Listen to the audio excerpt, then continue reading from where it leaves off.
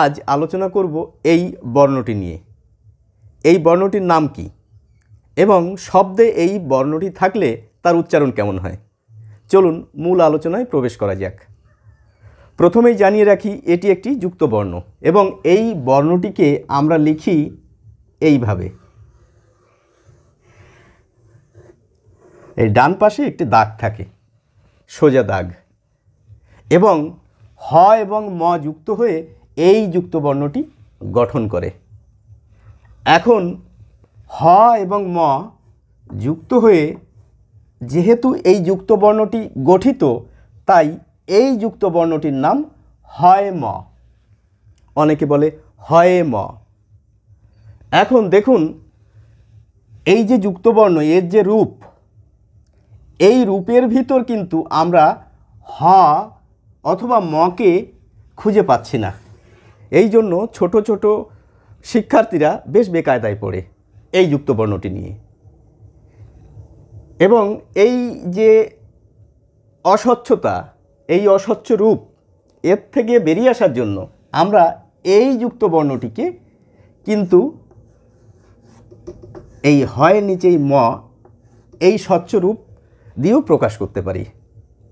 এখন যদি এই হয়ময় যুক্ত বর্ণটিকে এভাবে কেউ না লিখে এভাবে লেখে তাহলেও ঠিক হবে। তাছাড়া আরেকটি বিষয় রয়েছে, এই যে যুক্ত বর্ণ আমার হাতে রয়েছে অথবা আমি লিখেছি, এই যুক্ত বর্ণের মতো দেখতে প্রায় হুবহু এক আরেকটি যুক্ত বর্ণ রয়েছে, সেটি হচ্ছে এটি। দেখুন, তফাৎ কিন্তু খুব একটা নেই এবং আমরা অনেকে গুলিয়ে ফেলি, কিন্তু দুটি সম্পূর্ণ আলাদা দুটি যুক্ত বর্ণ। আমি যদি লিখি এই যুক্ত বর্ণটি, তাহলে দেখুন এরকম দেখায়।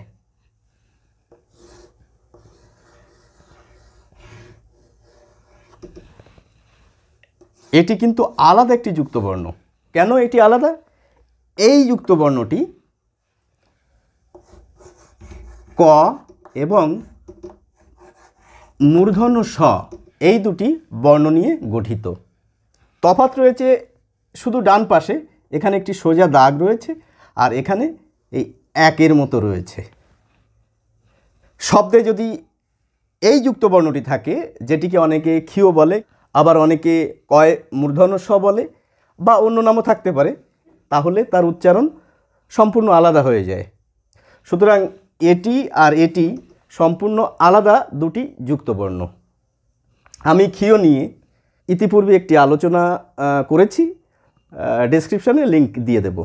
এখন হয় ম, এই যে যুক্ত বর্ণ, এই যুক্ত বর্ণটি যখন কোনো শব্দে থাকে তখন তার উচ্চারণ কেমন হয়, চলুন কয়েকটি উদাহরণ দিয়ে বিষয়টি আলোচনা করি। আমি একটি শব্দ লিখেছি, বয় রফলা আকার হয় ম মূর্ধন্য ন। আমরা এই হয় মটাকে এভাবেও লিখতে পারি, বয় রফলা আকার হয় ম মূর্ধন্য ন। এখন দেখুন, এইটা ধরে এগোই। প্রথমে কি রয়েছে? হ, পরে রয়েছে ম। তাহলে এই শব্দটির উচ্চারণ হওয়া উচিত ব্রাহ্মণ, এইরকম আর কি। অর্থাৎ হ আগে আসার কথা, ম পরে আসার কথা। কিন্তু এই হয় ম যখন কোনো শব্দে থাকে তখন হ এই বর্ণটি আগে উচ্চারিত হয় না, আগে উচ্চারিত হয় এই ম, এই বর্ণটি। এবং আমরা সাধারণ কথাবার্তার সময় অনেকেই এই যে শব্দটি লিখেছি এটিকে উচ্চারণ করে থাকি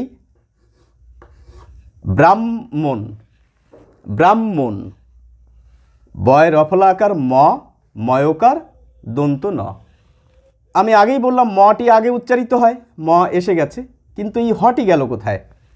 হ তো নেই। অর্থাৎ দুটি ম উচ্চারিত হয় আমাদের সাধারণ কথাবার্তার সময়। অনেকে একটু শুদ্ধ করে বলার চেষ্টা করি আমরা এই হয় ম শব্দে থাকলে, তখন অনেকে বলে থাকে ব্রাহ্মণ। এখানেও দেখুন, এই মটি আগে এসেছে, হটি পরে গেছে। এবং প্রচলিত কয়েকটি ব্যাকরণ বইতে এই শব্দটির উচ্চারণ এই রকম দেখানো আছে, ব্রাহ্মণ।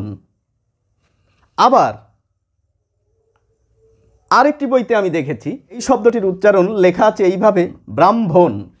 কিন্তু প্রমিত যে উচ্চারণ বা মান্যচলিত যে উচ্চারণ, সেখানে কিন্তু উচ্চারণ এটিও লেখা নেই, এটিও লেখা নেই, এটিও লেখা নেই।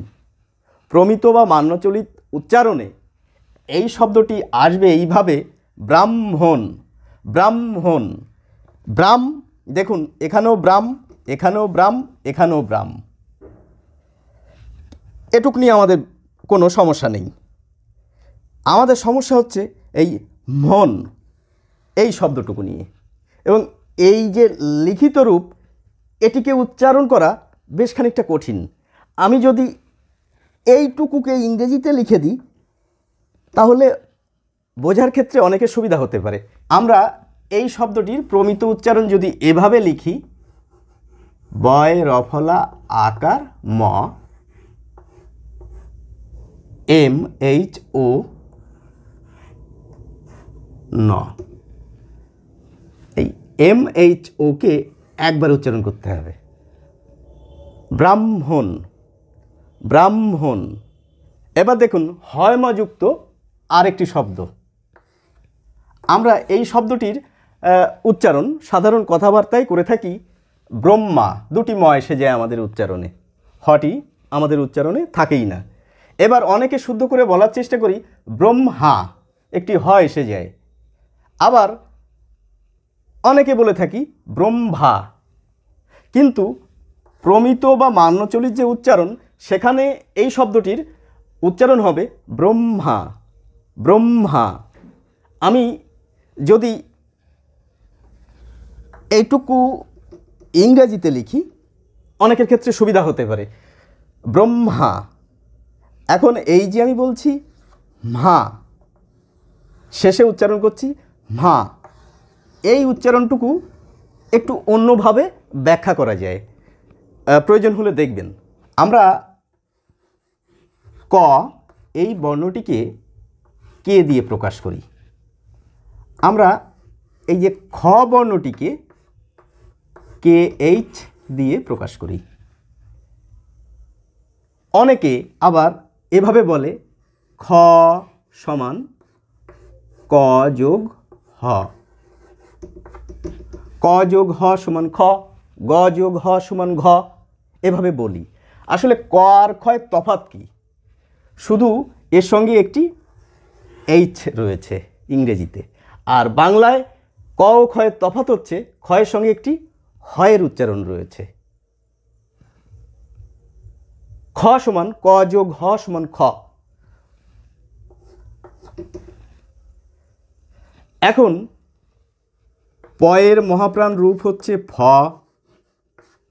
বয়ের মহাপ্রাণ রূপ হচ্ছে ভ, ময়ের তো কোনো মহাপ্রাণ রূপ নেই, বর্ণমালায় নেই, কিন্তু আমাদের উচ্চারণে আছে, যেটি আমি এতক্ষণ ধরে আলোচনা করলাম। হয় ম যুক্ত বর্ণে এই ময়ের মহাপ্রাণ রূপ উচ্চারিত হয়। তাহলে ময়ের মহাপ্রাণ রূপ কেমন হবে লিখলে? হবে এরকম, ম যোগ হ, ম, ম যোগ হ সমান ম। ইংরেজিতে লিখলে দাঁড়াবে এম এইচ। সেটি আমাদের এই হয় মা উচ্চারণে আসে। এর উচ্চারিত রূপ হচ্ছে ম, ম, হ। ইংরেজিতে লিখলে দাঁড়ায় এম, এম, এইচ। হয় ম যুক্ত বর্ণের প্রমিত উচ্চারণ যেটি আমি এতক্ষণ ধরে আলোচনা করলাম, সেটি আমি পেয়েছি সুভাষ ভট্টাচার্যের লেখা বাঙালির ভাষা সংসদ বাংলা উচ্চারণ অভিধান, এটিও সুভাষ ভট্টাচার্যের। মুহাম্মদ আব্দুল হাই ধ্বনিবিজ্ঞান ও বাংলা ধ্বনিতত্ত্ব, নরেন বিশ্বাস এর বাংলা একাডেমি বাংলা উচ্চারণ অভিধান, বাংলা একাডেমি, আধুনিক বাংলা অভিধান, জামিল চৌধুরী সম্পাদিত। সকলকে ধন্যবাদ, ভালো থাকবেন।